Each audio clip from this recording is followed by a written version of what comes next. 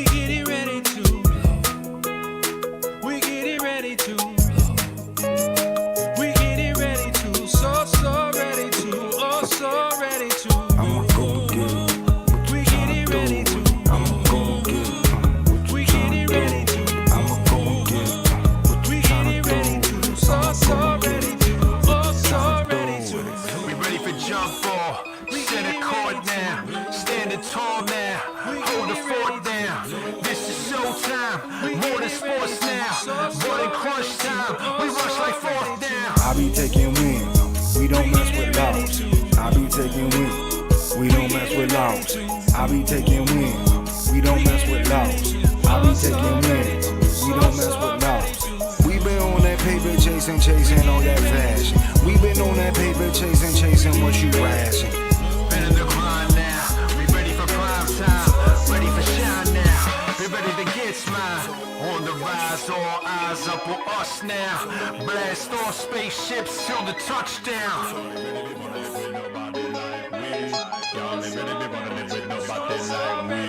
Energy level on high, put that trouble on fire.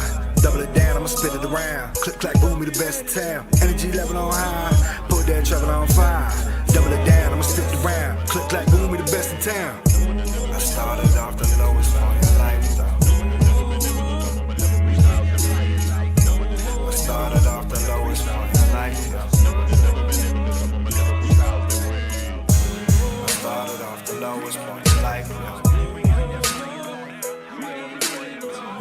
I started off the lowest point in life, though.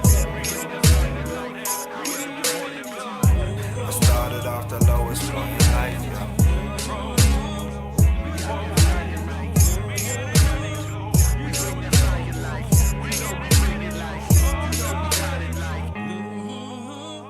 We getting ready to, so ready to, oh so ready to blow.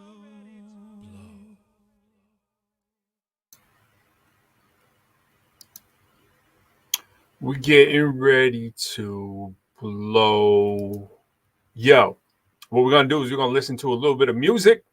We're going to listen to a little bit of music until 9 o'clock comes in. My name is Pro. What's your name? Let us know. Hey, best place to hit us up if you want your messages to come through fast and quick is actually the YouTube page. So if you're checking us out on YouTube, cool. But if you're not, remember it is tinyurl.com/The ProQuo Show. The ProQuo Show. Twitter is a cool place to check us out as well. It's on my Twitter page, which is Prof Lyrical. My LinkedIn page, which is Professor Lyrical as well. Cool places to check us out. But in terms of commenting, that's one of the best places because those pop right through. So check us out. Again, the YouTube page is tinyurl.com/The ProQuo Show. Hit us up. We obviously going to talk a little bit about the judgment today, the not guilty verdict today in the Rittenhouse defense. The defense, I guess, defended. We're going to talk about that. Biden has chimed in on that, said it upsets him, which is interesting. You don't always hear presidents chiming in on cases like that. But, you know, things are different in the world of politics in the last couple of times around. We're obviously going to talk about Young Dolph, and that's about it. So in the next few moments, hit me up. I'll be checking the messages, but I'm going to play a couple of tracks I've been working on, some stuff that Quo and I had started putting together. I've been mixing, trying to get it right, and shout out to BTG, which is Bridging the Gap. What up, Deborah Gibbs? UDC fam in the building. And I'm going to also play for you, speaking of UDC, I'm going to play a Steam song that we made. Quo and I made a song. It's about Steam, so we call it the Steam theme song, right? So instead of calling it Steam theme song, we call it Steam song, which is cool, being utilized by some different entities. A couple tracks that I've also been working on, as well as a couple ProQuo things we'll get in the mix. I got Fly coming in as well. You know that's going to be happening. And I want to tell you about next week. Next year is the 1 year. Well, next week is the 1 year anniversary show for the ProQuo Show. It's crazy. Hard to believe it's been a year. Got my man Fee coming through, the Affiliates, his brand new track, Beast from the East, featuring myself and Quo. Fee, of course, on there, Detention, all kinds of people on there you'll hear more about. So check for that on my social media page and check out for Fee. If you look at his pages as well, you'll see the promo for that. We'll be going live a couple times too, building up to that. Can't wait for that. So check for that, and we're gonna have some special guests coming through as well. What up, Tree? But yeah, I'm gonna play a couple joints right now as we roll into 9 o'clock. Just wanted to get on early to have enough time to play those. So let me do that, and I will be right back at you at the top of the hour.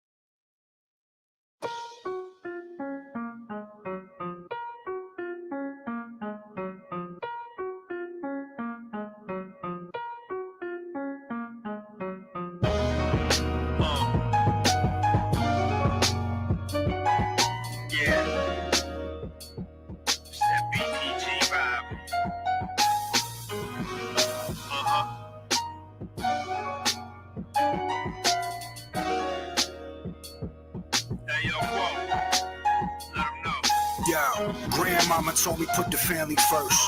Mama told me do it harder than you ever worked. Pops told me listen more when you decide to speak. Pro told me when your time comes, be prepared to teach. I told Tam I'ma grow the beats. Worldwide youth chapters, new products for the streets. Self-made when the violence has ceased. I see the rain and sun rays over regular beef. Tears falling for the children, I'm weak. It's sad watching great-grandmother stuck in the wheat. So I'm repping the youth, better living, I'm proof. Got them seeing the truth. See the casket sales way too high, so we stay in the booth. And we way too fly to be dead in the coop.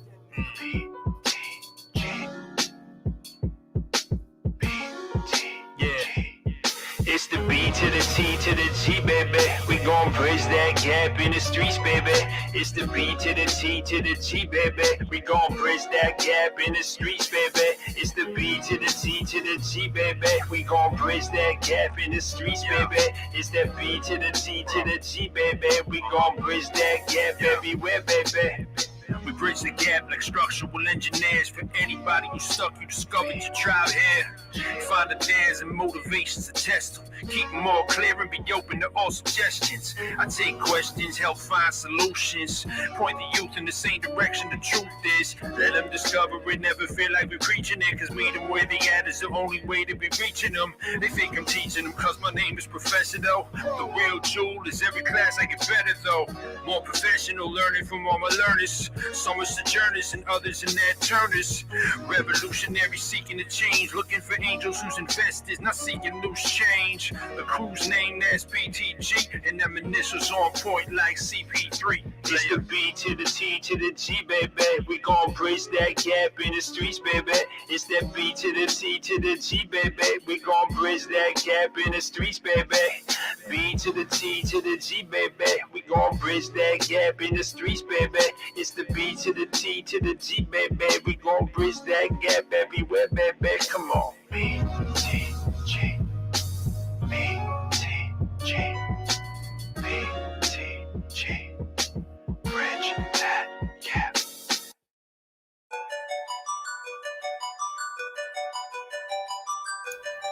That was pretty seamless right there on the DJ switch up.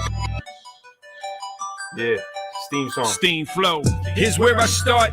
All of us are smart. There is no such thing as some of us are mad people and others aren't. I could rip that apart. Instead, I build a society. Blurred hip-hop culture to counteract that math anxiety. I use variety, target a vocab that sounds cryptic. Instead of just talking crypto, I show the math of elliptics. That's cryptography. Combined with my discography, that probably means I'm the perfect person. Go search our biography. We superstars chart the heavens like astrology and take it nanoscale. Study up on our biology, nanotechnology. Delve in the quantum realm, start Lang and Barry Allen, how they dwell inside ourselves. Yeah, colliding like a hadron as particles accelerate. The way we mix and play songs make part of you want to celebrate with the ProQuo tempo and rate. Mixing beats per minute, teaching artists how to charge a rate and profit when they spit and get it. This is that theme song. This is that steam song. Science, tech, engineering, math, what we fiend on. We them phenoms, we the winning team. What we spit it with them lyrics, this that A that goes in steam. Yeah, this is that theme song. This is that steam song. Science, tech, engineering, math, what we fiend on.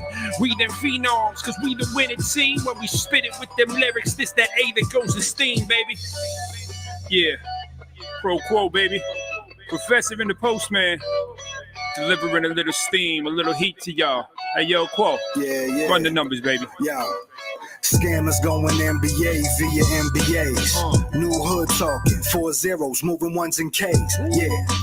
That's suit and tie fly. But these hoodies about to keep me paid. Do or die vibe, multiplied in the quantum way. That's Gardner's intelligence, measured into what I say. Sending me the penmanship. How it feel when I subtract what your dollar cent. When you ill, but you still in your fields of accomplishment. I'm an actuary specialist, creating your retirement. Stems at an age tallied up in my environment. Focused on the arts, cause the heart I'm a tied with. Yo, check the graphs though. A life of math, rocket science in the trap. What's the hash code? I'm talking timeless. Quantum physics lyrics hit you in the spirit. Now when you pass, bro. This is that theme song. This is that theme song. Science, tech, engineering, math, what we fiend on. We them phenoms, we the winning team. When we spit it with them lyrics, this that A that goes in steam. Yeah, this is that theme song. This is that theme song. Science, tech, engineering, math, what we fiend on. We them phenoms, cause we the winning team. When we spit it with them lyrics, this that A that in between, baby.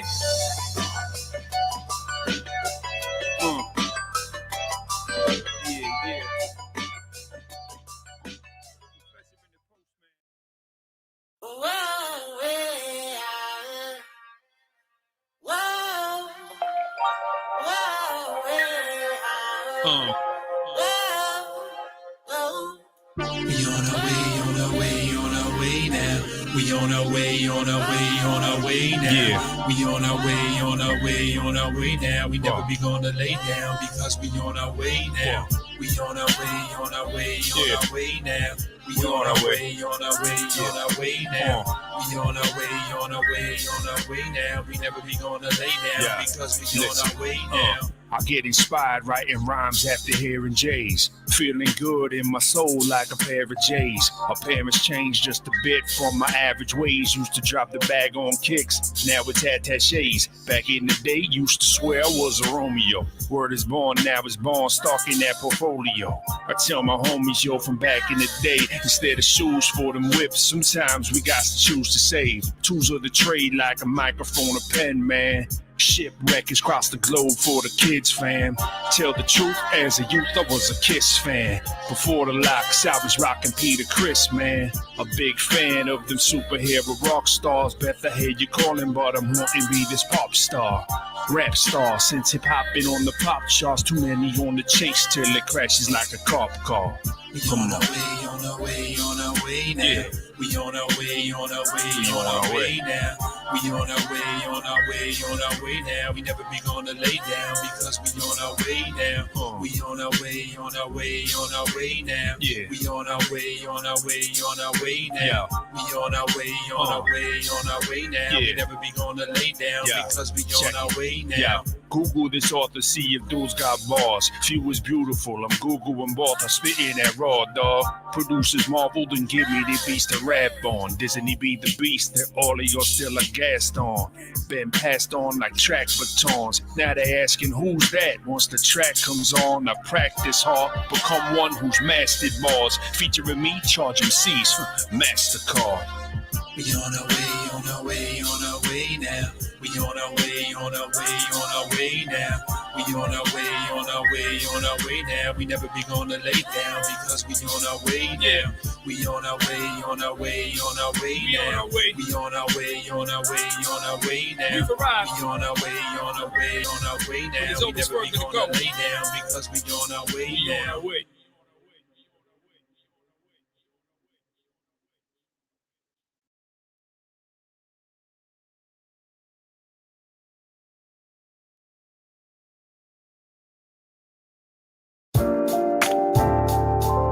Yeah, it's Pro. And that's short for Professor Lyrical. Yeah, last Used one. to just go by Don't get Lyrical into it. till I became a professor, but now I really embrace the Pro. You know what I mean? I feel like I've become a professional, you know? So that's what I'm trying to do. Yeah, peace. Pro, check it out. It's hard to believe that now I wear my heart on my sleeve. Used to wear a sleeve over my heart. That was my starting point, guarded, shielded, concealing how I'm feeling. Thinking of keeping it hard meant not being revealing. But I really never felt hard inside my heart. I love people. I never want to tear them apart, but some kids are mean even before they turn teens. Made me want to stick to myself and stick to my team. A small circle was never really one for the fanfare till I made my first fan. Now I understand real clear. I feel the pain of others sincere and vividly, so I don't have to live it to know and show them some empathy. So now I empty these Mont Blancs repeatedly. You feel a sense of pride when they say my rhymes repeating me. The way they treating me, I feel like a pro. Y'all show me love on the rag. Thanks for letting me know, yo. Now everywhere I go, they like, yo, that's a pro. See me at a show, they like, yo, that's pro. Everywhere I go, they like, yo, that's a pro. Moment about the flow, like, yo, that's pro. Now everywhere I go, they like, yo, that's a pro. Yeah, see me at a show, they like, yo, that's pro. Yeah. Everywhere I go, they like, yo, that's a pro. Moment about the flows, like, yo, that's pro. Yeah, that's pro. What up, pro? I say you, pro.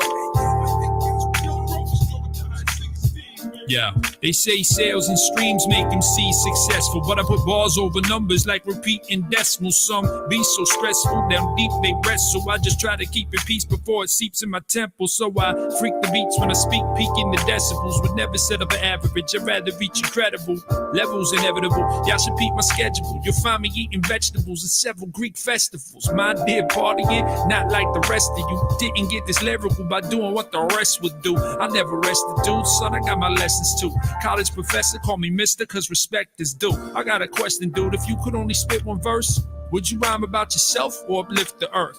Would you lie about your wealth, gross and total worth? Before you lie about yourself, face full of dirt. I think you done some dirt, you done when you was a kid. You wish you wouldn't have done what you did, and it's done dead. Son, kid, I ain't trying to act a holy father, but if you thinking you nasty as Nas, I'll son you old daughter. Everywhere I go, they like, yo, that's a pro.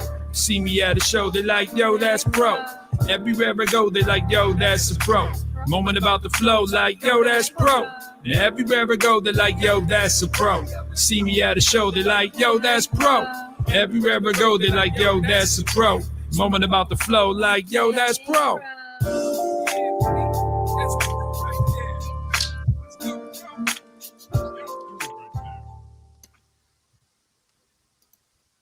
Yo, that's pro, but yo, that's Yo, that's- fly. Ooh. Yo, that's a pro right there. What's up, bro? Yes, sir, man. Just trying to be like you, you know? Trying to be like the pro fly, man. What's going on, bro? Yes, sir, man. Long week, man. Today was like probably one of the hardest days work-wise. Oh, I was gonna say for which reason, you know what I mean? Like, yeah, work-wise, man. That work or world, you know what I'm saying? Work or I know, world. right? I know. Yeah. Definitely work. Our world, man. There's a lot of stuff going on too, man. Last week, man. This time last week we was talking about hip hop related trauma. Yeah. And we full circle another week. We have more issues going on. It's an in the understatement, community, right? man. Absolutely. Yep. Yeah, absolutely, man. I know lots of people probably have thanks, Tree, appreciate it. I know a lot of people probably checking in. I mentioned we would obviously talk about the Young Dolph situation. And obviously today's verdict is probably fresh on everybody's mind too. So I didn't want to avoid those topics as well. But sorry to hear that your work is going crazy at the same time, and I can only imagine as the transition is getting ready to occur, right? I felt it today. Yeah. What's the last day? Is it 30th? The 29th? Yeah, 29th. 29th. My first day. My first day at the new gig is 29th. So I'll probably go in. I got a few more days, get some stuff set up, and then I'll probably take about 4 or 5 days off again. Yeah, absolutely. Absolutely. Yeah, I'm wondering what people think in terms of, well, two things is the verdict, right? Obviously, I'm totally not shocked. That's exactly what I expected to happen. So I hope for the best, and I was ready for the worst, which I've just by the judge, just the tone of the judge. I don't know how much you were Bro. following, but his tone was just like, he almost seemed like cheery in a way about the situation, if that makes any sense, Yeah, it makes perfect sense, man. Because you're not the first person that said that to me today. Yeah. You're not. No. I don't know if cheery is the right word, but we lost Fly there for a sec. I don't know if cheery is the right word, but you seem like, hey, you know what I mean? Like just good old boy kind of stuff or whatever. And you know what? Like, to be fair, like, it's really tough when when you got a dude on trial and making it sound like it's a self-defense thing. You know what I mean? Like, I mean, that dude did no help when he was like, yeah, basically, I pulled out and then he pulled out. You know what I mean? Kind of like it really just brought that front and center, like that was the only issue, Yeah. So how do you feel about your approach to about their approach? Or to me, what was the root of the issue is, first of all, how did this young man get a gun? Right. An AR-15. I mean, I don't know what the legal age. How do they all get AR-15s? Walmart, right? It's like you know what I'm saying? But you know what I'm gun saying? shows, whatever, Is that not a crime though? Right. But the thing is, right, is it just like every trial? We can talk about all that kind of stuff, right? And I heard the way you prefaced it. You were like, what do you think about their kind of like their approach or whatever? I don't remember your exact words, but I know what you were getting at.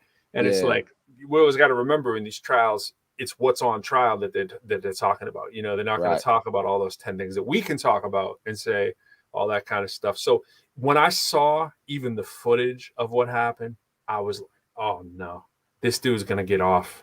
This dude's going to cry self-defense.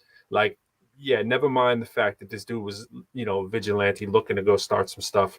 You know what I mean? Looking to go pop off and go hunting. You know what I mean? And under the false flag of, I'm just a patriot doing what we got to do. And you knew the very conservative right would jump all over that and have his back and threatening the outcry. Imagine like what would have happened if it went the other way. This is one of those situations where, we're used to a lot of the riots being, we think about Watts and we think about all the stuff that happened, Rodney King, and we're now kind of programmed that when we hear riot, we mean black people rioting in the streets after a verdict, right? But can you imagine what this would have had? I think this time more than ever, especially after January 6th, if it would have went down the other way, you think we might have been seeing some crazy unrest in the streets? I mean, or not even right away. You know what I'm saying? I think there probably would have been some political uproar, but the thing about those type of situations, it's not one of those situations where it's, my word versus your word kind of situations. Like, it's obviously you shot and killed these people. So I think that to me changes it just a little bit in that regard. You know what I mean? Like, you can't deny that he shot and killed people. You know what I'm saying? So it's not one of those situations where there was a police stop, a proper stop and a proper cause, and all of those. There was nothing right about the situation. He should have never even been in the situation or the circumstance. Like, it just was all wrong. And so if it went the way where he was found guilty, I don't see how people could be as mad about it. You can't say it was his right to carry, or you know what I'm saying? Like, all the things that the extremists probably would have wanted to protect.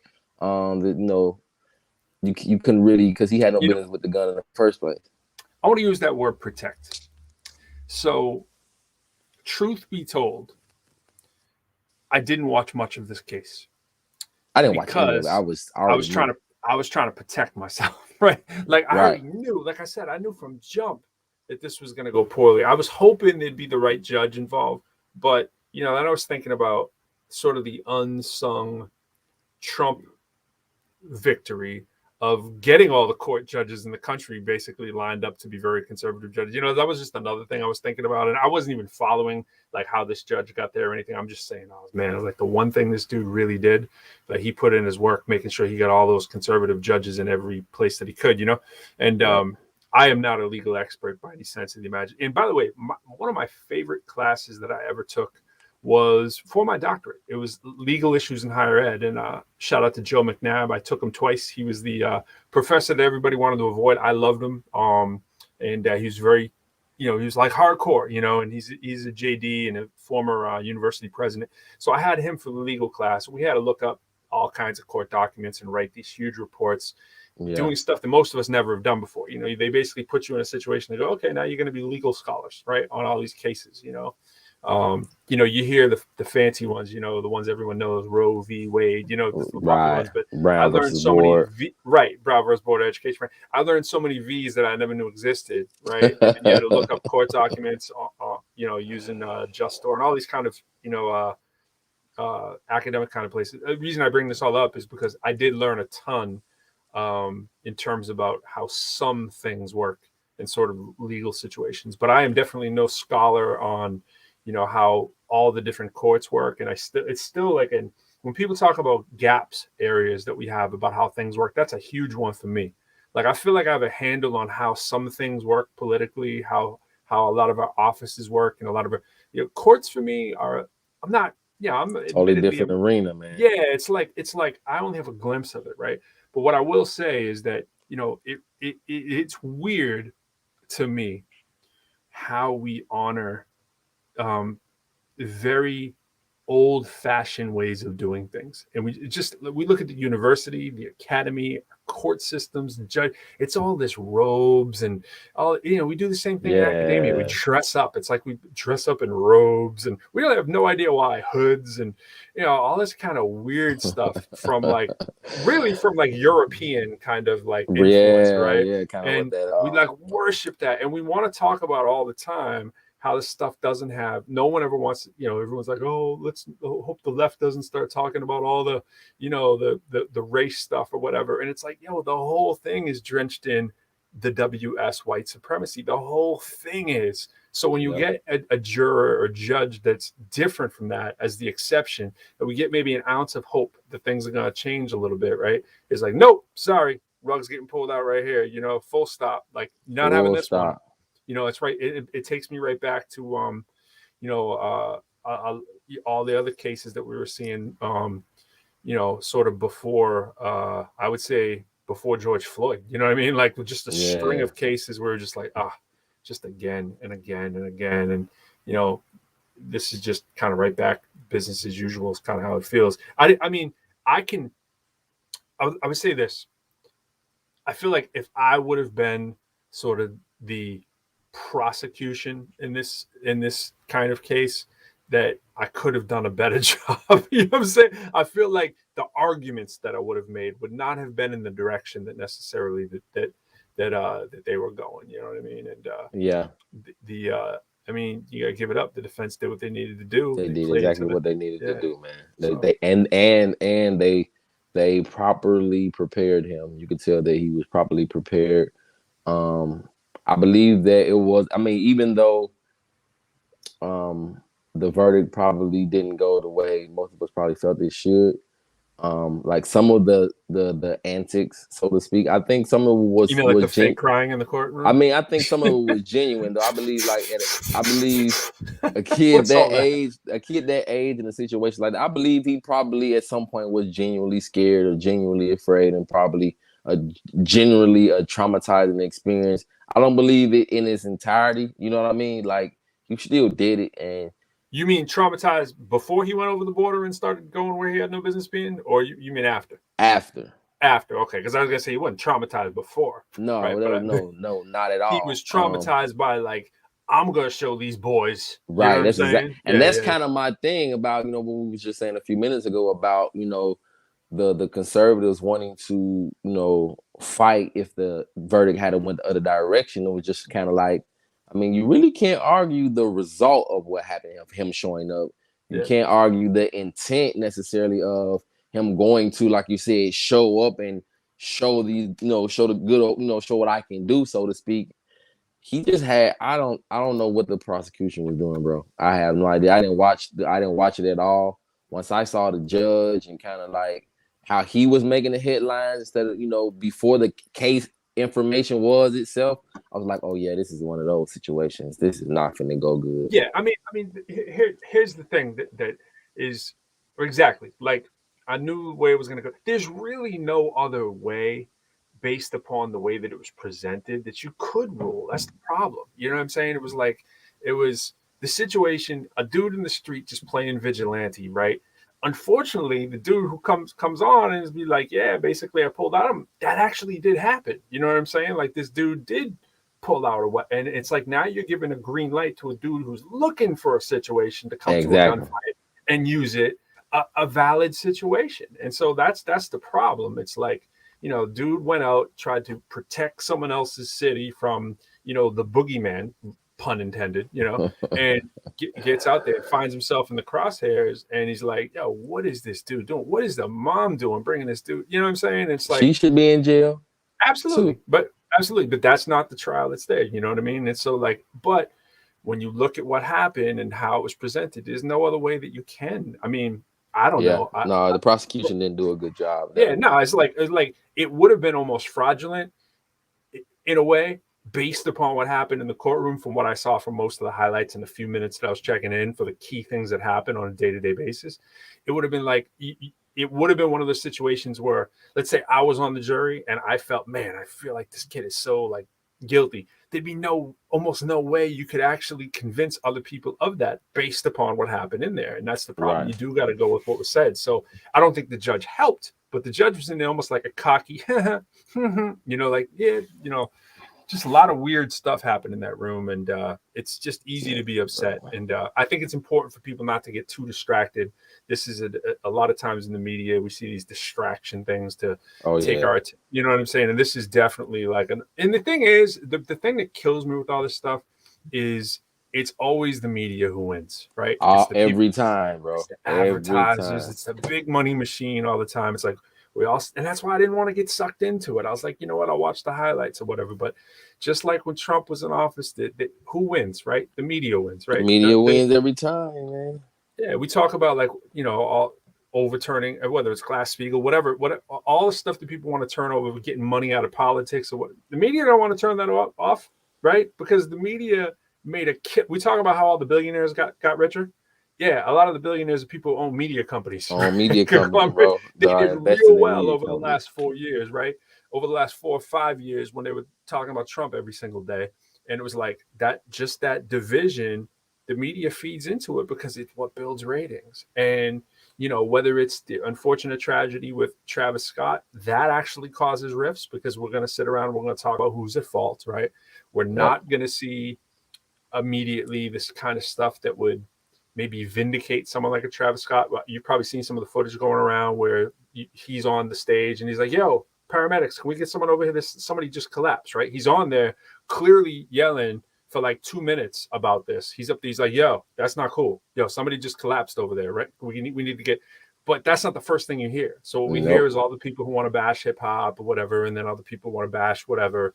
And, you know, it makes headlines. And now the Young Dolph situation, right? It's like, admittedly, not a Young Dolph fan, right? I mean, God bless the dead. You know what I'm saying? Like I'm not trying to rain in that parade. I'm just stating that I was not like, you know, like it was different. Like when certain people have fallen in hip hop, it was like, yo, I heard Young Dolph's music like twice because 2 people I kind of trust were like, yo, you got to check the Young Dolph. Actually said some good things about him in the community. I was talking about this today and another thing. And I was like, cool, I can't wait to check for him. And then I heard his music. I was like, yeah, it doesn't match. It doesn't match up, you know? Yeah. But what we don't always get, we don't get all that good stuff dude was doing and how smart the dude was, how much of an entrepreneur he was, and good things how invested he was in the community. Yeah, we don't get that. We don't get that. But you know what? I was waiting for that to happen, but I was pleasantly surprised that was reported this time around from a lot of news very outlets. Early too. Very early on. Yeah, very early on. The community, I think the community is responsible for that, man. The media didn't put the information out, man. It was the community, people from Memphis, people that were familiar with him and things he did. They immediately put the information out. Absolutely. Of you course, can't hide the fact he was at a cancer place the day before. You know what I'm saying? Like you can't hide that. I mean, you can't hide that. See, but the media is not going to do that. But like you said, the media is going to basically publicize whatever is profitable. And you know, they'll go, what's everybody the story? likes They a have good their story, meeting. man. Yeah, everybody likes a good story, man. The drama, we promote drama. We promote, you know, devastation and travesty, things of that nature, because for some reason it's unusual, and so to speak, and so it's outside of people's normal scope of day-to-day activity. So we tend to cling to that kind of information. I'm glad it came out very soon. Right, I mean, right away. People were Black Twitter, Instagram, people in the hip hop community, which, you know, they're gonna make a big deal about the hip hop community, which I personally have my quarrels with the hip hop culture, in a sense. But this is just a personal feeling of mine that I've had for a long time, which is one of the reasons why I make the music that I make. Yo, I've had it too. This is the thing, right? Like, I never want to lead with that because I know it can get taken the wrong way, right? I'm sure you feel the same way too, right? We don't want to be those people bashing hip hop. All we're doing is just keeping it a buck and saying, look, there's some things we do need to pay change attention to. Yeah, it's not the first thing. Again, like the tragedy of someone losing their life, someone losing a son. Yo, he had 2 kids. You know what I mean? You know, a lady and two beautiful little kids. Terrible, and man. It's like those 2 little kids don't have a dad because somebody wanted to be a tough guy. You know what I mean? And it's sad, bro. Right. And it's like, over what? You know? And it's like, here's the thing I've always had. I've had trouble with this since I was first rapping. So this isn't anything that I've really changed. I've been like, one of the first shows I went to was a Rap Against Drugs show. It was in Lowell, actually. Shout out to my man, Donnie Maker, who made that. He was actually in it.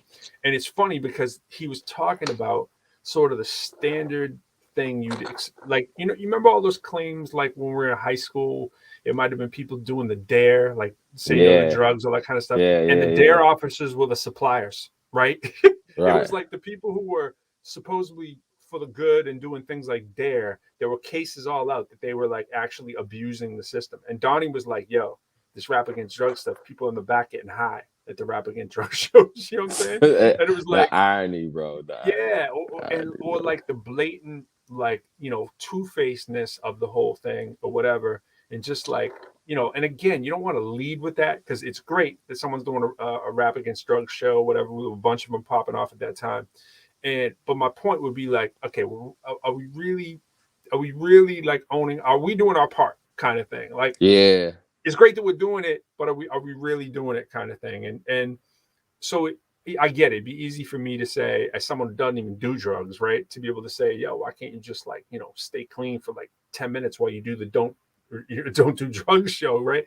And I say all this because when you think about, do we have something to blame and point finger at in terms of internally with the music and the culture? And it's like, yeah, there is stuff but there's the catch 22 of it is that, and I think maybe you agree, I'm not sure, but tell me how you feel in this. I think about the more popular hip hop gets, the easier it is to put out music.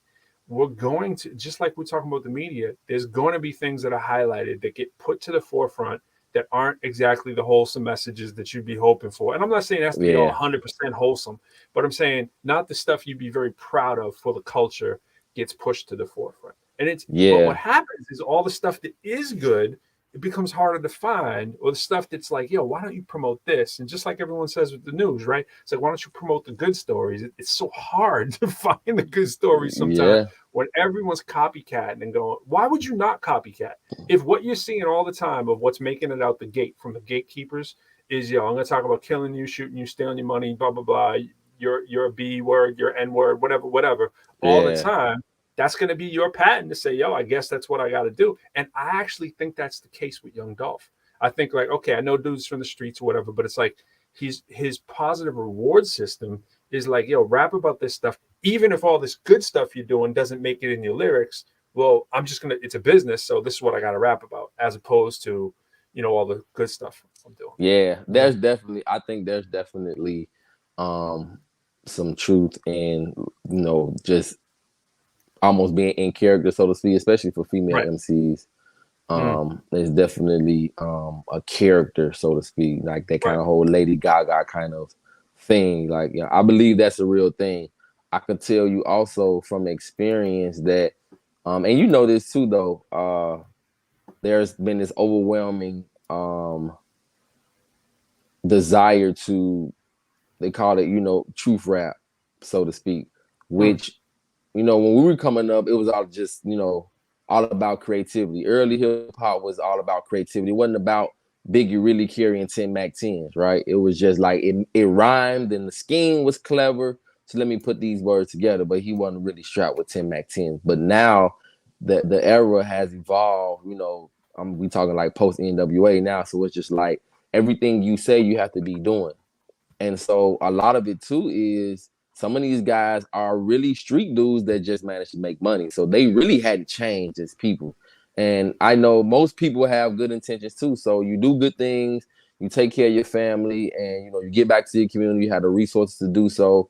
But most of us are who we are. The music, the money doesn't change us. And so they're rapping about, for the most part, their lifestyles. They getting high all day. They buying jewelry all the time. They carrying guns all the time, and they really do refer to females as B's and H's. They really don't think a lot of the stripper, or they really don't think a lot about their baby mamas. They really do think she's a trick and she trifling. So that's what they rap about. Right. And I'm sorry. No, you're just that in conjunction with, like you said, that character. This is so successful.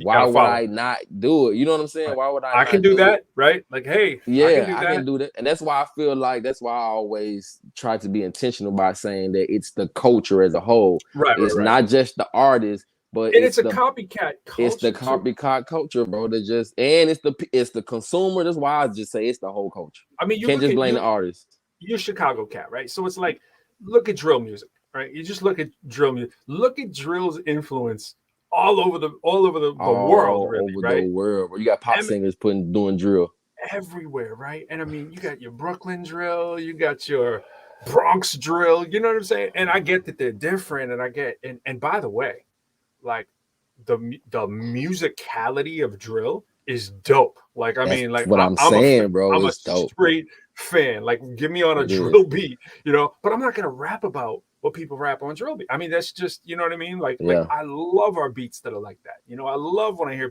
I'm like, oh my gosh, this is sick. And you think about it, there's a lot of commonality between what we even call drill now, and like, how does it really differentiate from some of the music that was out 15 years ago? I mean, it sounds really similar in terms of when you think of some of the I mean, I don't even know who uses artists, but I mean, you think about I mean, clearly Pop Smoke is like sort of the Brooklyn, kind of drill version. It kind of started with in Chicago with Chief Keef. Absolutely, right. But I'm saying, okay, take Chief Keef, take some of his beats and take some of, like, I don't know who's a good example. Like, I don't want to say Ja Rule, but like some early 50 Cent music. Like, early 50 or middle early 50 Cent music. You listen to a lot of those beats and you'd be like, yo, this sounds very similar, right? With that moving 808 kind of. Yep, absolutely. And that's there. And I mean, and you can go further back, So I mean, a lot of stuff gets regurgitated. But my point with all this is that something comes out of an area like Chicago, which is a very specific kind of area, right? It gains an influence, and now all of a sudden New York is jumping onto it. Like, I mean, that's huge, crazy. New York doesn't jump on anything. No, you know no. East Coast rap was always, you can always count on East Coast rap, bro. Right, but some of that Bronx drill. I mean, you listen to the music, like, oh my gosh, this is crazy. I mean, in a good way. You listen to it. Now, the content of most of the artists that are doing it is not content that I would be down with. You know what I'm saying? It's so dark and like, like the end of the world, and a lot of overly drug laden, kind of just ridiculous kind of stuff, but I get why kids would like it, because it's like, first of all, I like the music. I just don't like the lyricism. But we are now definitely in an era where people are like, I like that vibe or whatever. It isn't about They ain't about the lyrics at all. Yeah, right. Not I mean, as much sometimes about it the is. lyrics. It's not because the content people are putting in isn't the lyrics, right? But I'm telling you, when people put lyrics to that, watch out, and that's where you see the cycles start to happen. People always talk about, hey, it's shifting more to lyricism. It is in pockets, but in other pockets, it's still much more like what Young Dolph is kind of saying, you know what I'm saying? Which is sort of the typical everyday stuff you'd expect. It's lowest common denominator kind of stuff. And he's got highest common denominator in his real life. And how come that can't find a way? Is that soft into the song? It's it's the culture, bro. It's the culture, man. Like that's why I said again, it's the culture as a whole. It's not just the artists. I think artists have a responsibility to, you know, make their art, right? So your art should be an expression of who you are. Like, I don't think that, to me, that's what makes art, right? It being a true or genuine expression of who you are as a person, or what you love, or how you feel at the time, right? That's basically music. How I might have felt sad when I wrote this, or I might have felt, you know what I'm saying? Some of those moody songs are the songs that just go generations at a time, right? Whether it was about civil activism with Marvin Gaye, he wrote about, you know, the dilemma he was dealing with at the time and how it made him felt. And so that's the beauty of it, right? So even for hip hop, you know, it's beautiful to be able to express yourself through music. It should be that. I also feel like because of the popularity of which, you know, the hip hop community itself needed a lot of help to make hip hop the new pop, right? So it had to have some outside influence and the right media people pushing it in front of us in order to make sure that, you know, it got the right play into the right people. But within the culture, it's the artist's responsibility to have, I guess, to try to make a conscious effort to make music once you realize how influential you are. You know what I mean? And so, but these people, again, are just creative people with money. These people may not have who taught them about how to be responsible. Well, that's always it. You know what I'm saying? And so just if you think about the culture as a whole, like it's engulfed within itself, and then you also had a consumer. And so now we sympathize when we lose our artists, especially at a young age, and we're responsible for their desire to keep pushing that character. You know what I'm saying? Because this the character I'm gonna subscribe to. I'm gonna get on Spotify because this the character I want to hear. Matter of fact, like Spotify to me is the epitome of what you're talking about, because it's a playlist based. You know what I'm saying? And usually playlists are catered to a certain style or a genre. My stuff keeps turning up on exercise playlist. Really? On exercise? You know what I'm saying though? I put out a single before we did the ProQuo stuff. It was on like 7 different exercise things. Like I was like, what? I did this track called Homework, and it was just like I'll run it later. You tell me if you feel like exercise when you hear this. I don't even hear it. You know what I mean? I know, but I know that wasn't your intention either. It was not my intention. You know what I'm saying? But I was happy with it. You know what I'm saying? But like that definitely drives it. I mean, that's that whole influencer culture and everything. But you know, there's a couple points in there that I want to go back to. One, when you talk, you were talking about us, right? And sort of like, you know, what makes them okay. And the thing is like, who's telling them? Who's pointing it out for? And it's like at some point we have to do that, you know. And so many people that haven't gone to the club in 7 to 10 years. Right, are sitting in their house complaining about hip hop's not the way they want it to be, and it's like, what are you doing about it? What are you doing? You know what I'm saying? Like, if I could write you a list, and I'm not saying this to be a hero, but it's like if I could write you a list of the things that I do on a daily basis, that I take time out of my day to make sure that it's making an impact. For the average person, it would boggle their mind because they have no idea, like what you can. For instance, right? I'll throw one out. There's a site called Nepris. Right, NEPRIS.com. It's a volunteer site, right? And you can volunteer to be a guest speaker in people's classroom. I've probably done 15 of those, right? Whenever I can. There's another one coming up and doing for a New York City school for a poetry slam. But I do them for kids. Like, it's like 5th graders. I'm doing one for 5th graders next week, right? Yeah. You can do this. All of us can do this, right? All you got to do is do a basic search and go, how can I volunteer, right? And then you start narrowing it. How can I volunteer rapper? How can I volunteer civil rights? Whatever it is that you're interested in. Yo, I stumbled into Nepris. I was actually at a PD thing, and they were talking about it. I was like, yo, that'd be perfect. That's a great way for me to virtually. I couldn't get to all the places that I want to. I got a lot of requests to go to a lot of schools, and a lot of people don't have the budget that you want, right? Like, hey, you know, for me to not teach for a day, like I'm going to need a certain amount of money to be able to come to your school. I can't just do, but I was like, yo, virtually I could do a lot of free ones, right? Ones that I wish I could do. sure, there's a site for it. And I'm just saying that's one thing. So like, there's a list of them that we can do. But if you aren't doing them, if we aren't doing them, I don't feel like we have the right to be like saying, oh yeah, these whippersnappers is like, yeah, it's like, when's the last time you were around young people? You know what I'm saying? It's like for the average person, they're just not. My entire livelihood for 2+ decades has been based around people who are from 16 to 25. You know what I'm saying? Like, and so I feel like I'm in the pulse of what's going on our quote unquote young people. But I'll say this: there's not much different going on people 16 to 25 than there is the next generation, the next generation, the next generation. Because that little age graduation doesn't mean anything. It's like I know plenty of people in their 50s and 60s and 70s who are completely a mess because they've never had any intervention and they've never changed their ways.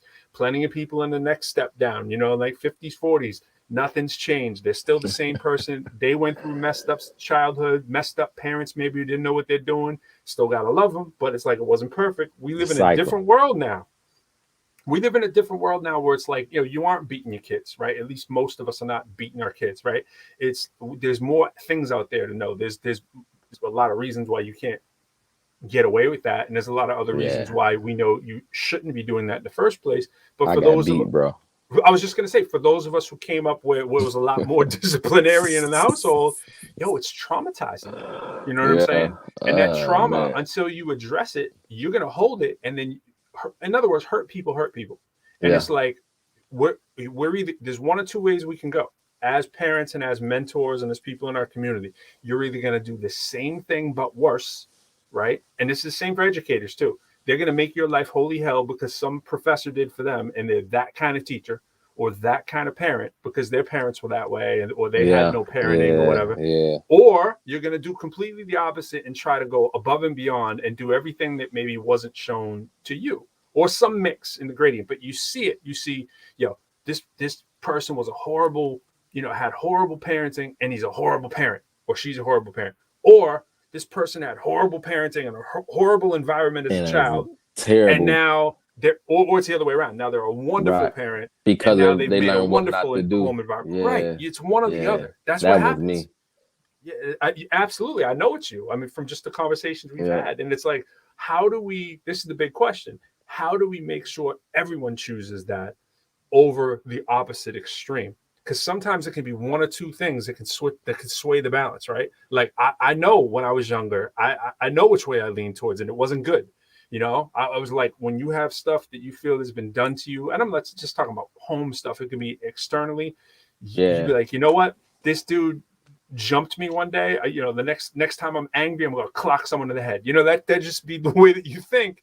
And again, hurt people until you know what I mean? Bro. Think about how many mean thoughts you've had in your life and think about why they've happened, right? And so why, like you said, why we expect a rapper who's just another human being who maybe hasn't worked through these issues and maybe is a little younger and hasn't had enough world experience yet to actually be in that place that we are. So what are we going to reach out to them? What are we going to say? What events are we going to do? What organizations are we going to connect them with? And those kind of things, No, I agree. We definitely had to advocate within the community a lot better. I would say that's something I'm actually very passionate about, man, that I try to do on a day-to-day basis, man, when I encounter or interact directly with people from either my generation or generation before. Most of them call me Unc. And that's because I kind of take that role, that responsibility in their lives, because I just want them to, and I'm transparent about my past too. I don't want them to think, but that's both intentional too, as well as it is just factual, because I mean, it's the truth about, just the traumas of my past and the things, the decisions that I made. But it's also to show them that you can make that transition, like you said. So it's one thing to just say, this is what you need to do. But like, hey, I got the blueprint, so to speak, for lack of a better word, of what you can do. And to me, what it all boils down to, if we just really had to narrow it down, because I think as important as information is, sometimes it's not practical or applicable, right? And so we had to also, and this by being a teacher, you can't just give people a bunch of information. Right. It has to be subjective. You know what I'm saying? And it can't be too much information. Right. Too much information is bad. Can be just as, I don't want to say bad. I guess too much information can't be bad, but you may end up with the same result of giving too much information as the same with not enough information. And so then you have to figure out how to make the information practical. So how does this apply to my life? Like, I hear what you're saying, but you don't understand my situation. That's consistent rebuttal you hear. Is like, I hear you, but you don't understand what I'm. That's right, and that's valid because most of the time we don't. Most of the time we don't, and so like you said, we got to create forums for them. Because schools have this fake kind of, you come to the classroom and we talk for an hour. It's like prison being reforming. Our system is like, nothing like what it's supposed to be. It's not experiential in many cases. It's not like we're out in the environment that our students are in. And in many cases, the educators that are teaching our children do not even live in the communities where they're teaching, right? It's like no ties, you got people driving an hour and a half, and I didn't even know this when I started teaching. I was fortunate to teach in my own city, right? Like across the street from where I live.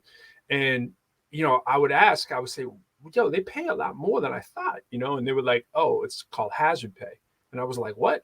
And they were like, hazard pay. Like, people don't want to come in and teach in this city. They'd rather go teach, in an easier community to teach where there's more parental involvement and less issues that you have in the quote unquote inner city. Right. So I'd be like, oh, it makes sense. It makes sense. You are going to have to pay a qualified educator more money to go teach in a tougher environment, especially if they're not from there. Right. Like, unless you're a bleeding heart, which I am, right? Like, I literally, my business plan was, I can make an impact in my own city. I can't wait. I'm so excited about it. I know I teach the youth the words that I speak is truth. No need for suits. I come straight sneakers and boots. I'm sneaking this slang. I couldn't wait to be like, I can turn these cats on to some of the things that have slightly made the difference for me, and I know I can make an impact. And it's addictive. Once you start doing it, the reward that comes from that kind of like stuff, it's selfish. It's like people always give me a lot of credit. It's like, oh, I want to give you big up you for all the stuff you're doing. I'm like, I love it. You don't have to give me any credit. I love it. It's not like people act like I don't like the job or something and like I'm doing some noble thing. It's not noble. It's that I generally get a reward from helping other people. I don't need like someone to give me a trophy for doing that. You know what I'm saying? Because I'm already positively motivated because I internally like that, and so when you like it, you're going to want, like, I love teaching. You know what I'm saying? Like, people ask me this all the time. They're like, when are you going to quit rapping? If you get big, when you going to, dude, I embedded my name into it for the career that I do. You know what I'm saying? My goal is not to blow up and not be able to teach. You know what I'm saying? It's like, that's not the dream, my dream is to maximize both and do them both. Right. And that's my blueprint. Right. It's like, how high up the ladder could I go in the education space? How high up the ladder could I go in the rap space and still do both? Maintain both. Yeah, I love them. You know what I'm saying? Like, and shout out to Miss Gibbs too. She works with me too. And in fact, Miss Gibbs is the secretary for the dean where I work. And it's funny because if I didn't meet her, I probably wouldn't have got the job. I met her. I interviewed for my job. I know we're going off a tangent here, but I want to give her a shout out while she's in there. No, shout out, man. She kind of had a feeling about me. She's like, you might want to hire this guy, right? And she was kind of looking out for me, right? And I bring this whole scenario up, thinking about like the educational space as I want to say it like this, say it the right way. Educational spaces are rewarding for people that are in the arts, for people that are into social justice, for people that are into community activism, for people like those spaces are similar. And a lot of times they don't get harvested. And I think she had an inkling about that. She was like, this dude seems generally like a good person who wants to do like the right, like I was excited to be there. Cause I'm like, this could be the dream job for me, for this time in my life. This is exactly what I want to do. And this is exactly where I want to, the goal isn't to be so big that I don't need it. Right. It's like, and so when you tell this to other MCs and to other artists and be like, have you ever thought of going into education? I'm not trying to say you need to be a teacher. You could be a guidance counselor. You could be, there's Right. only a few things you need to do to get yourself into that career path. And it's so rewarding. It might not be the most financially rewarding, especially when you're starting out, but like anything, if you're good at it, it can become rewarding. And this reward. That's what I was gonna say. I know it's the same for you and what you do. It's like, you know, you've reached a level of success that feeds your family and takes care of you and gives you independence and the ability to do what we're doing right now without feeling like you got to turn a profit from every single thing that you're doing, because your life is going in a good direction, right? Yeah. And it's like young people need to hear that too. They need to hear, like, a lot of times we have this like, oh, it's a taboo for us to talk about money. Yo, I talk about it anytime. I've made way over 100 grand rapping, way over 100 grand. Yeah. And I make, with everything combined, I make over that each year, right? Like with everything combined, right? And we need to tell people that, because people go, oh, I'm just so nice that you're an educator. It's like, yo, I make 6 figures and I have a lot of time off. Right. You know what I'm saying? I have a lot more time off than the average person, right? I make over 6 figures and I rap. You know what I'm saying? And bro, it's like, more people need to hear that, bro. And you say this all the time, bro. You're an advocate of that all the time. Is that's probably, and to be crazy and to be that ain't to kind of steal a page out your big. It's rewarding, but it's more likely, and you say this all the time, it's more likely for people to become me than it would be to become Bill Gates. It's like a million times more likely, right? Yes. What so I'm they doing need to or hear you're that. doing is not impossible. it's not. Like it's like you live comfortably. Actually, and you got a lot more kids than I do. You live comfortably, right? Comparatively to where you live, you actually do better than I do. Right? You know, Yeah, we've talked about this, economies of scale. I live in an expensive area, right? But it's like, yo, I got 1 kid, a wife, you know, we're married, we get our place, right? We all talked about this, being debt free, right? Like living in a life that I pretty much can go to the store and buy anything I want at any given time. I can pretty much go. I drive a fancy sports car. My wife has a fancy car, whatever. Our house is paid for. We're in good health, God willing, right? Everything's peachy, right? Kind of. There's no actual huge stress. If I want to make a song, I make a song, right? There's no, that life is good. Why do you need to go be, I gotta be a millionaire, blah blah blah blah blah. Like. Here's the other thing too. I try to do this too, to say this whenever I can get like an artist in my office too, or whatever, come into my office. So same thing, kind of the walls behind me get crap all over the place. Half the reason I put all the stuff up is to let people go, damn, I didn't know you did all that. It's like, I still do it and it's still rewarding. Every day I wake up, there's an opportunity for me to promote my message. Just like you, I know why you do it, promote my message. I've been in the newspaper about 100 times. I've done about 100 paid college shows. You know what I'm saying? I've got albums that I've made with no pressure. Just like, make the album that you want to make kind of thing, right? Not baller, but comfortable. Why don't we teach people to shoot for that? You know what I'm saying? Instead of like, you need to be, XYZ rapper or whatever, who's fearing for their life. Every day, living a stressful life. More they money, can't more talk problems. They can't talk about the real things in their life because it's not good for business. Because it's not good for business. That's the truth, bro. That's the truth. And I wish, like Tree said, intervention. So for me, an area of focus would be, we talked about education reform, about how it's a lot lopsided because it's like predicated on tax, and you have inner city people who pay less taxes, so the schools are terrible. I think that's a terrible infrastructure to have for education. But like for what we talk about often and how we approach, really just being to impact the youth and teaching a positive message, I think that a partnership with public schools would be great. And the reason why, to me, that would be my area of focus is because I think it's our greatest chance to maximize impact, right? Because the kids are already in a dedicated area. Most of them are going to be there. Where they're going to be, when they're going to be there. It can be structured. There's already an infrastructure in place for classroom settings, being at school. This time of day, you got this time of day. Somehow there can be a coalition built where a hip hop community of people with a positive message can walk into every school and have, I don't want to necessarily say a class, but you know, I don't want to say a club because it doesn't need to necessarily be optional. It needs to be available and put to where every kid has the opportunity, gets the opportunity to hear that message. They're making the decisions about life and their aspirations and who they see on TV and making their aspirations about who they want to be like, because it's basically what we see. No, you're not really looking around your neighborhood if you're struggling or you're in poverty saying, I want to be that person.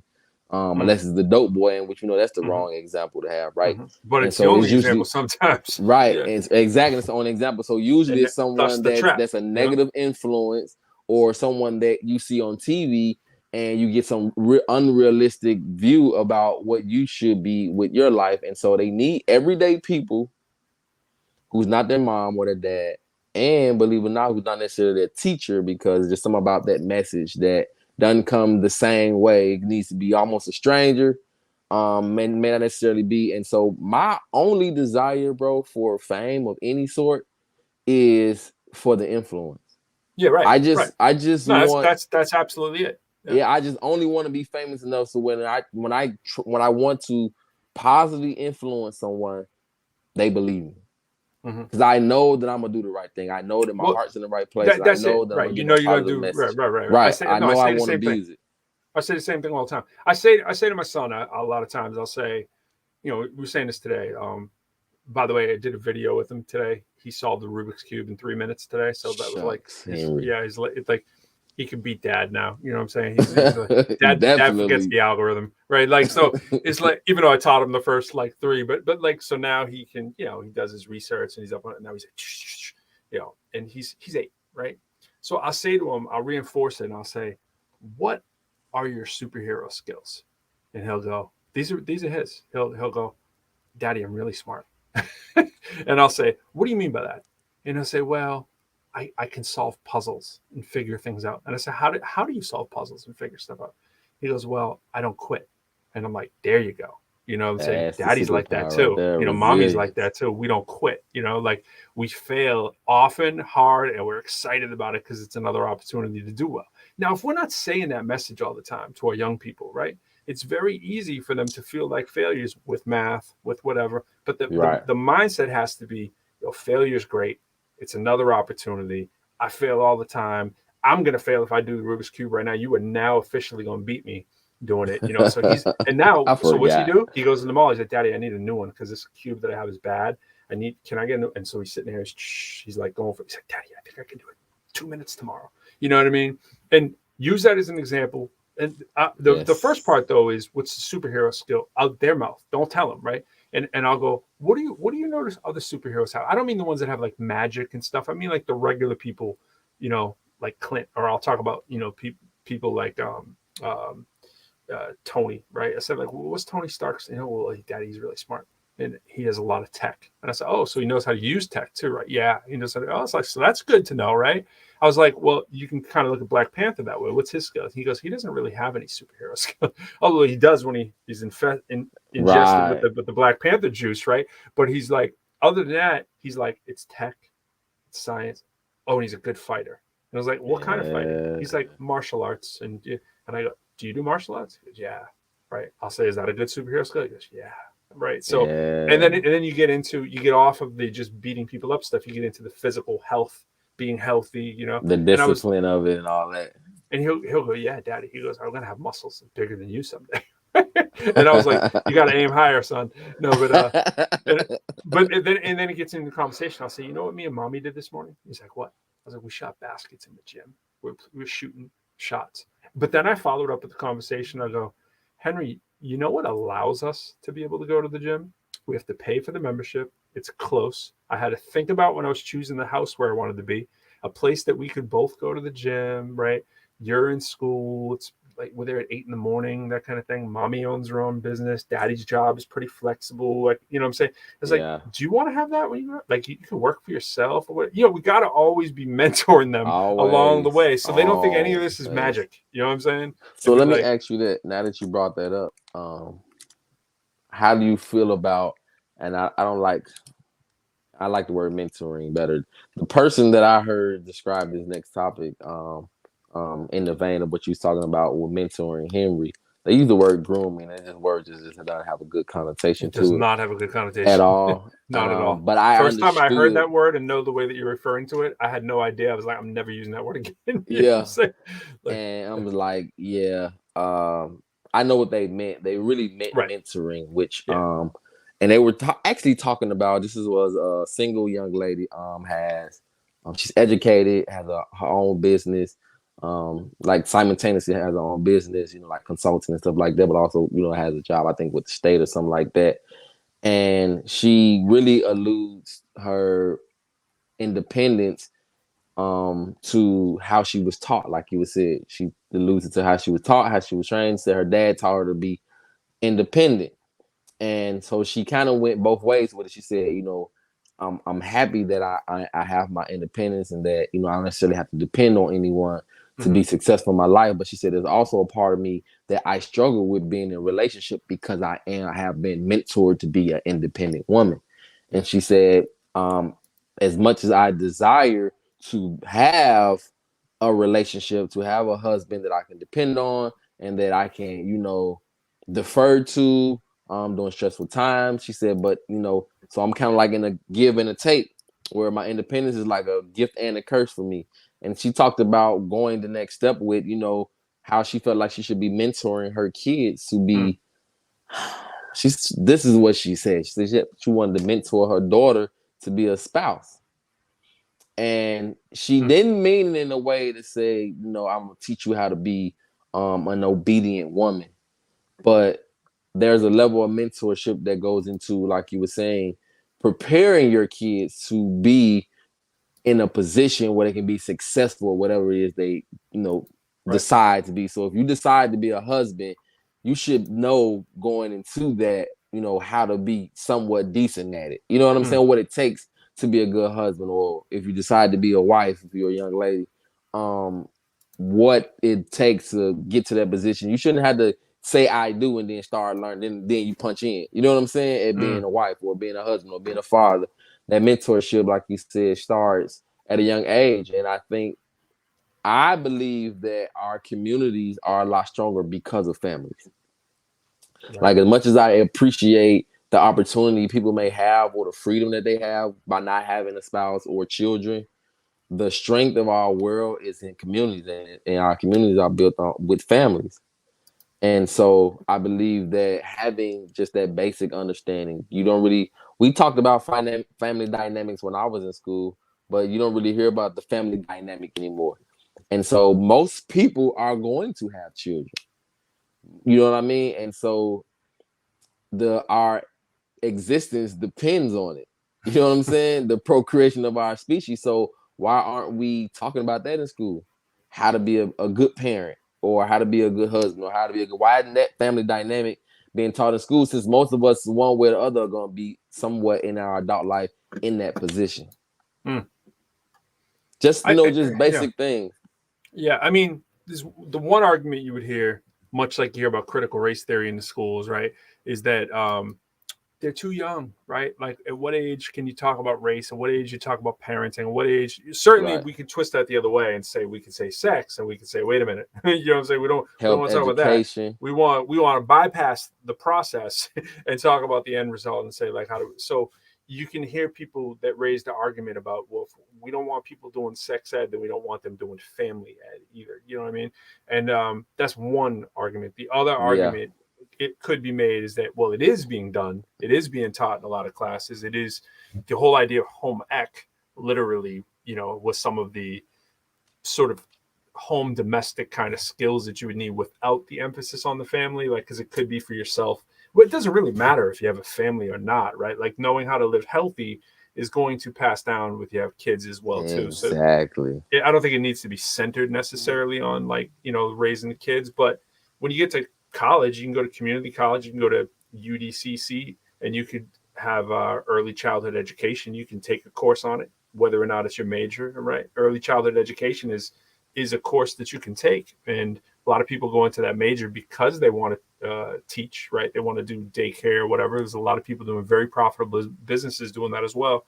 But you can just take the courses too. A lot of these things are online now. You know, there's a lot of stuff Yeah. online you can. I mean, my kid would not be doing the Rubik's Cube in 3 minutes if it wasn't for online videos. You know, and so he's not reading it in a book. You know what I'm saying? It's like he is practicing on his own, but he's watching YouTube videos, right? Yeah. So if nothing else, this generation is excited about watching YouTube videos. The question is, how do we get them to the right videos? How do we get them to the right people? You know, it's not sexy and exciting and entertaining to say, hey, you want to learn how to raise a family?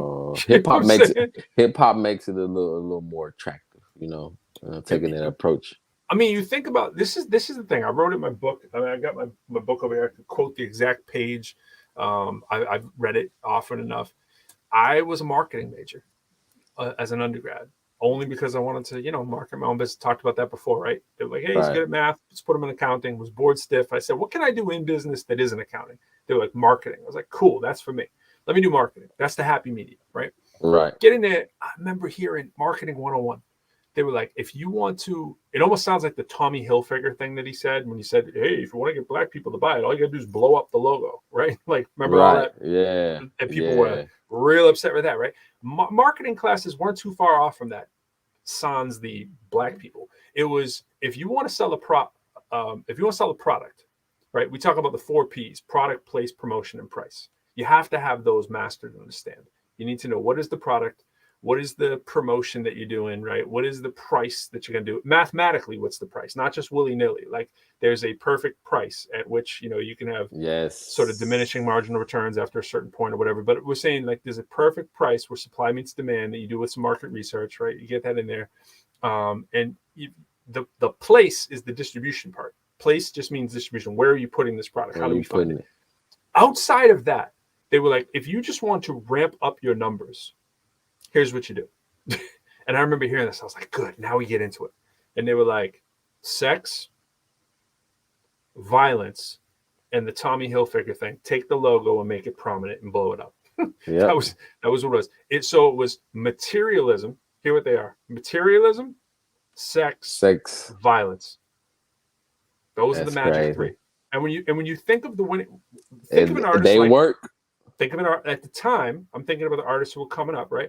Like think about right after. Think of the biggest ones in history, and you think like 50 Cent, right? 50 Cent was one of the first people to get $1 million deal, right?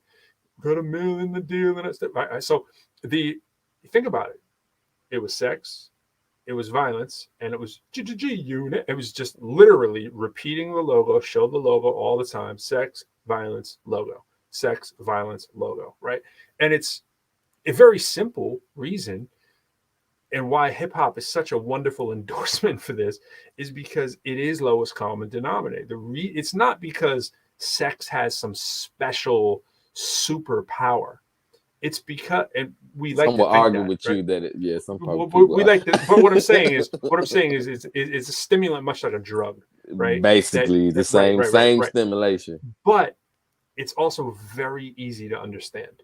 Yep. It's very primitive. Simple. That's primitive. That's what I'm saying. It's so simple that it's primitive, as is violence. We talked about this before. It is so simple to understand. So if you want the most amount of people to follow what you're saying, you know, at a certain age level, the age level that hip hop targets in at, which is like 12, right? Hip hop really goes for the 12-year-old to 15-year-old market, and they emphasize girls, right? 12 to 15-year-old girls are going to really have a good handle on sex, violence, materialism, as will 12 to 15-year-old boys, right? Yeah. It's very simple. And hip hop is the perfect product to come around to voluntarily do this already. You know what I'm saying? Like, and I'm not saying it wasn't enforced. There's a lot of talk about the conspiracy theories about that meeting that happened, right? Where people said, yo, we're going to blow up hip hop. We're going to get more people in jail. We're going to, you know, I don't know if you've ever read those kind of stories. I thought it was Crazy Bone or somebody, you know, outright. Yeah. They exposed all that, right? And it's like, I'm not a huge conspiracy theorist, but to me, that's not a deep one to have to believe. Like, sure, I believe there was a meeting that somebody sat down and said, I'm saying it right now. That's exactly what they were teaching in marketing school. So why would someone who's a business person not take this same thing up? Obviously with the nefarious part being added in, like, yo, whoever we're gonna get to be the ambassador to do this. And at the time, hip hop, it made sense. It would be black and brown people who were the most people that were doing pioneers. hip hop. Yeah, so we're gonna get them. You know what I'm saying? It was like, and then you saw the explosion with NWA when they started really amping that up. The violence. That's when the commercial aspect really jumped into hip hop. So it's not a surprise that we're going to continue to see the expense of this as being more black and brown bodies dying as a result of this, right? Because those are the ambassadors for who's out doing the music. Until that plan changes, and now that we got more people than ever doing it, it's not something special about hip hop, right? It could be any music. It's just this is the biggest music. It's right. Like, it's where the most the money content's is. pretty much the same. Yeah, it's across music. But I'm saying it could be any kind of music. It's just that this is the perfect delivery modem, and it requires the lowest entry fee for people to get into. When you think about the nature of hip hop music, of what it's made on, how you make it, how you reproduce it's basically free. It's basically free now. We've made it so the entry level. And if you were running the show and you wanted to have some big conspiracy behind it, you'd make the entry level free. And by the way, you control all the financial part and not have it be public information like it is right now. It's almost impossible to figure out the deals that labels have in place with people like Spotify and like how much money they're actually making, as opposed to the literal fractions of a penny that the artist gets on the dollar, right? So it's the perfect storm, and we got everyone jumping rope to try to be that next artist. Sign me up. You know what I'm saying? Such a great model, makes so much sense. Nah, there's another way, bro. You know what I'm saying? There's another way, bro. There's another way. It's you definitely spot on, man. Like as always, it's the things that we deal with on a day-to-day basis, man, and just really I just really have a desire, man, to be able to reach our youth, to help people become the best version of themselves, man, to really promote a more realistic point of view. There's a scripture that said, the poor you should have with you always. And so we know that everyone won't be necessarily rich, but the thing about it, there's enough money in circulation for the issue is going to be if everyone was comfortably living, that they'll find a way to make things so much more expensive that there will always be. And that's why when you hear people, when people hear me quote scripture and say the poor you should have with you always, they misinterpret what I'm saying as to make it sound like a suppressive intention. But it's just how our economy and our system is built, that they will always find a way to create classes of people. Mm-hmm. That if everybody had money, then either money would not have any value, they would change it to some kind of material that very few people can get and make it the currency. There will always be that cycle, right? They'll always find a way to create a lower class, an upper class, or in the middle class, or whatever. So they'll always find a way to do that. It's just right now it's dollars and cents. Before it was dollars and cents, what was it, like gold? You know, if you think of like in ancient times, it was gold and silver and rubies and carbuncles and stuff like that. So and things you can make, happen. You know, right? who smelted the best iron, you know, like that. Right, and all those things. So classes will always exist. The poor you will always have with you. But I think that at least people shouldn't be going to bed hungry or homeless. Right. You know what I mean? Like to me, those two things. And people, education, that doesn't make you healthcare, communist because you think that people should have basic needs. I think everyone should have basic needs. And that's my thing. I don't necessarily feel like everybody needs to be rich. I don't necessarily feel like every billionaire needs to split their wages and distribute it evenly amongst the rest of us people who are scrapping. Yeah, I'm man, right there with you. I am very left center in terms of my political affiliations, right? Yeah. But I am a little right of center when it comes to the capitalism thing. I'm a capitalist. I'm not a like, we got to abandon the system or whatever. No, we need to fix the system. But when I say capitalist, I do not view myself as a communist because I believe that we should have universal health care, right? But we should have, like you said, people should have a place to sleep, right? And they should be able to eat. Right. It doesn't matter what you're doing. There should be no penalty that we impose upon society that says, because you're lazy, you're not going to eat. That's just crazy barbarian. We should be able to, you know what I'm saying? It's like, okay, maybe I don't have as much energy as Pro or Fly or whatever, but are we going to penalize someone because I want to work harder? No, it's like, you don't say we're going to penalize the whole, there should be an easy way of redistribution of wealth that allows for all of our citizens to have a roof over their head and food. The problem is no one wants to do the math and realize that we are in abundance in this country, and only political agendas that distract you from that fact will blind you from the fact that there is so much money to go around. It's staggering.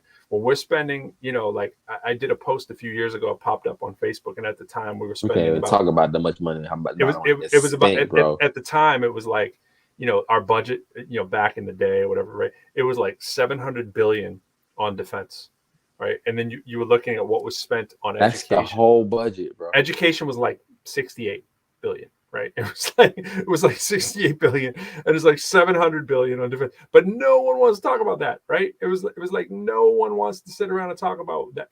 Whatever the exact numbers were, it was 7 times greater at a minimum, on the lowest end of the time spectrum that I was looking at.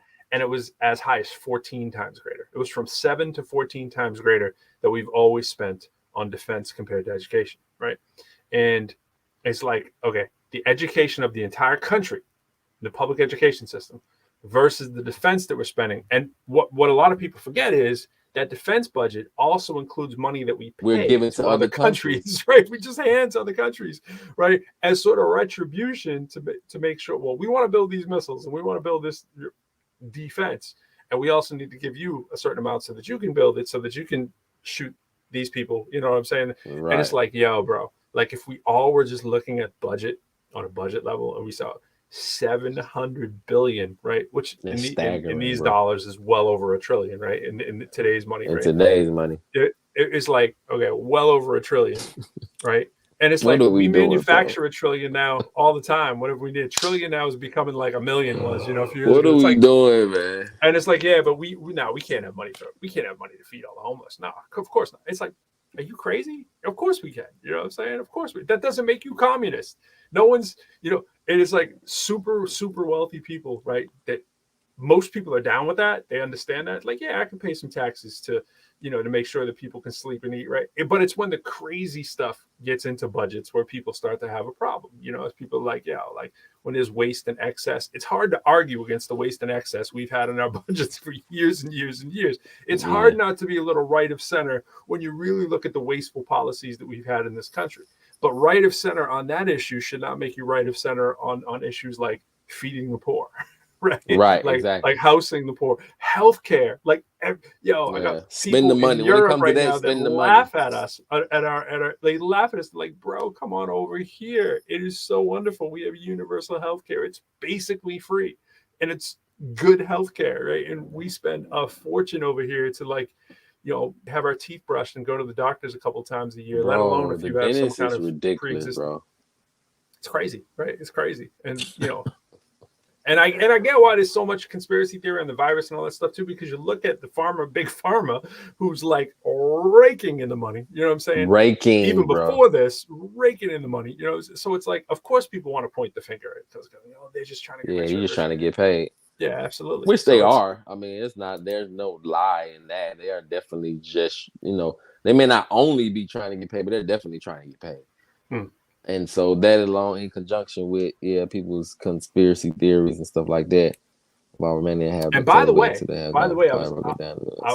checking out that tree count. By the way, I want to say this. That's the truth, though. Way back, even before you jumped on the show, consistently, we were doing Quo and I before we even really started calling it the ProQuo Show officially. We started out with something that we carried into when we did the ProQuo Show. By the way. Another plug next week, the anniversary 1 year show. 1 year. We used to do top 20 conspiracies, right? We do the top 20 conspiracy, and Quo did the test. I did the test. All our guests, we'd make them real fast. You have to go through which ones you believe and which ones you don't, right? And I think I was like a 3, maybe. I can't remember. Out of like 20, I was like a 3 that I believed. One of them, which I believed, was one of them that came true over the weekend, which was the Malcolm X killers, right? We were talking about, do you believe that Martin and Malcolm were killed by the government, right? And I was like, yeah, probably. But yeah, definitely. Right? The whole did you see the Malcolm X thing come out? Did you see this? Yeah, the killers and stuff got released and all that. They were the wrong killers, right? And it's funny because in this day and age, over the weekend, we still had a lot of us weren't paying attention to the death row case, right? That was going on. all the protests all over the country, and they won that protest to get dude off death row. I mean, he's going to be doing life, but you know, it seems wrongfully committed. It seems, right? Was about to die if it wasn't for people protesting and putting the pressure on. But I bring that up again too because, like, think about who the shooters were in the Malcolm X case. It was still two melanated dudes still sitting in, you know, falsely accused in this case. Yeah, exactly, you know? Which seems all too common. And the shooter, the dude who was like, who did it back in the day, was like, yo, those two aren't my accomplices. And they're like, nah, it's good. We're just going to put them in too. Yeah, yeah. It was like, that always seemed a little messed up. You know what I'm saying? Yeah. And you know, I am low on the conspiracy theory score. But I wanted, while we were on that topic, I wanted to say, yo, I am no big fan of Big Pharma. You know what I'm saying? Most of the cases. But the vaccine's real and it works. Just throwing that out there, by the way. Yeah. Throwing that out there. But bro, we didn't win over. We did, man. We went over as always. But Tree, I see your last comments here. I want to chime in on them too. My kids are not allowed today to be involved romantically and have been told to wait until they've gone to college. I broke it down for them to a science, telling them your brains ain't grown. Okay. Good luck with that one. I know that's a tough one. But we'll go on about that. Hey, I'm applauding you. Good luck with that one. Good luck enforcing that one. But because the wait till they've gone to college. Oh, they're gonna be excited when they get to college. Let me and their little brains, because their circuitry, because their brains are not grown. Absolutely. Which is true. Because of that, we tend to, again, to your point, respond primitively to, or we're easily incited at that age. I mean, even as an adult, you're still incited about certain things that intrigue you. So when the videos and the YouTube ads and all this stuff that just pops up in front of you, the lyrics and the songs, and so that Hollywood's showing on Netflix and at the movies and stuff like that, and it's not common to see a woman's boobs on regular everyday TV, right? And so a kid's gonna think like, "Oh, wait a minute." Me on this though, I'll just say the trees thing. While I'm with you in theory, the not allowed to date part, like, as much as I would wish that would be the case for my kids, right? It's like not allowing them to date. Like, here's the thing. Like, there should be a form of, they're gonna date without your consent. You know what I'm saying? Definitely. No doubt. When they go to college, they're gonna be wilding when they go to college. So it's like, doubt. You might want to give them hey, don't take my advice on it. I don't have kids that old, right? So it's like, I'm saying, just working around people, right? You got the people that age, you tell them, but I'm just saying, being around that age group and hearing what kids say on a day-to-day basis about their parents and stuff like that. I'm just saying, like, kids are gonna find a way if they need to. We got to try to support them, point them in the right direction. That's the key, man. Try to over-police them. Build the rapport with them. And they're still going to ultimately do what they want to do. But if you build a rapport with them, if you train them up in the way that they should go, if you put the right information in them so that when they are making those independent decisions, it leans a little bit more what they should be doing. Right, because to do what they want to do will be what you want them to do if you're not beating them over the head with it. Exactly. So it's like, they're gonna, like, if I'm 15, 16 years old and I'm seeing this fly, whatever, no pun intended, right, I'm gonna be like, let me figure a way. To make that happen, right? Like, it may not be exactly the way that I want it to happen, but I'm gonna try to finagle something, right? So it's you gotta, I get it. I'm not gonna be letting them sleep in the bed and that kind of stuff or whatever. But my 14-year-old son is really, really, like, heavily into girls now, and he's like, his thing is that I want to go to the trampoline park. Like, I know you're meeting some girl up there. That I want to go to, he's on the basketball team, 9th grade, his freshman team. And so he's like, Dad, I just want to go watch the football game. Like, okay, it's clearly some girls gonna be there. I want to go watch the football game too, son. Yeah, let me go with you. So it's just kind of like, I want to meet her. So that's kind of, when you're the flyest dad in the country, it's like, man, you can get away with that, right? You can be like, yo, so let's roll. Yeah, they kind of like, Dad, you can come. You know what I'm saying? Because I ain't like cramping your style. I'm like, we like, all your friends talking about, like, hey, where your dad get his shoes from? You know what I'm saying? And so I show up at his games, and it's like, hey, Dad, come here, let me introduce you to my friends. I wanted to be that dad, so I can have the proper amount of influence on my son, so that it's really not about me. It's really about, like you said, building a rapport with them, so that what he think is his thoughts are really my thoughts. See, and that's what Tree's saying right here. Look what she said. Right. Look what she said. My kids have adopted my values. Okay, then there you go. You're winning. You're winning. You know? Yep, that's the trick, man. Like, yeah, man, you know, she looks nice on you. It's natural because also too, you want to support the wholesomeness of it. It's natural for your son to be attracted to girls. I'm like, okay, yeah, good, yeah, definitely want to discourage you from that. And so, how do I find that meeting and say, yeah, you know, let me meet. I would like to talk to her, but it's probably best that you guys stay friends. You know, communicate with her. Try not to stay up all night talking. You know, if it's the weekend, then yeah, whatever, walk the bam, and yeah, you want to meet her, you want to just bring her to the house, and y'all sit in the living room. She can come, yeah, she definitely can come. Today, I don't want to put you in a position where you got to sneak out the house, you got to sneak her in. Yeah, invite her over to the house, and y'all sit in the living room. You know what I'm saying? You're not about prom today. He saw already. He saw a store in the. We were in the mall, and he saw not today, tonight, and before we did this, actually, we were getting some Sarku. He loves Sarku, but he sees the store. They have like dresses and and I was like, oh, that's for proms and cotillions and that kind of stuff. He goes, what's a prom? And I'm like, oh, it's a big dance you do when you're like in high school, when you're like in grade like 12. He's like, that's a long way away. I was like, yeah. He goes, why do people want to go to a dance? And I was like, well, do you like to dance? He's like, yeah. I was like, you love dancing with mommy, right? He's like, yeah. I was like, well, people even like it more when they get older. Like, and he goes, oh. And they wear those kind of clothes and stuff. Like, that's kind of weird. Not everybody wants to go, but some people think it's the greatest thing ever. And he's like, for me, it was definitely he goes, the greatest maybe.